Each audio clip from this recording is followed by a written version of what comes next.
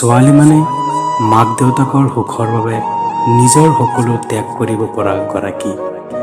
ছোৱালীবোৰে সৰু সৰু কথাত কান্দিলেও জীৱনৰ ডাঙৰ ডাঙৰ সমস্যাবোৰ কিন্তু হাঁহি মুখে পাৰ কৰে।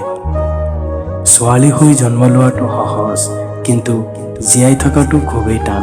কিয়নো কান্দিব গ'লেও ভাবিব লাগে, হাঁহিবলৈও ভাবিব লাগে।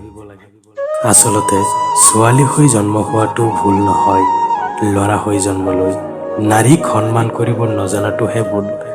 ধনী দুখীয়া বুলি কোনো কথা নাই, ল'ৰাজন হত মানে ছোৱালীজনী সুখী। যিসকল অভিভাৱকৰ ল'ৰা সন্তান নাই সেইসকলক কৈছোঁ, ল'ৰা সন্তান নাইতো কি হ'ল, কন্যা সন্তানক সুন্দৰভাৱে মানুহ কৰক। দেখিব সেই ছোৱালীজনীয়ে এদিন ল'ৰাতকৈ দামী হৈ পৰিব। মানুহে কয় ছোৱালীবোৰৰ কোনো ঘৰ নাথাকে, কিন্তু সত্য কথা এইটোৱেই যে ছোৱালী অবিহনে কোনো এখন ঘৰ সম্পূৰ্ণ নহয়।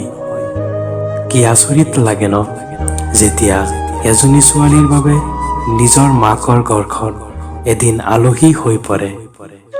এজনী ছোৱালীয়ে পিতৃগৃহ ত্যাগৰ পাছত নতুন ঘৰ এখন আপোন কৰি লোৱাটো এজনী ছোৱালীৰ বাবে বহুত ডাঙৰ কাম।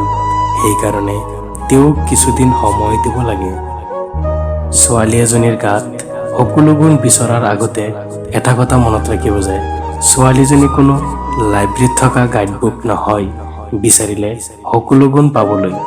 সত্য এইটোৱেই যে ছোৱালীবোৰ ভাগ্যৱতী বাবেই দুখন ঘৰৰ সন্তান হোৱাৰ সুযোগ পায়।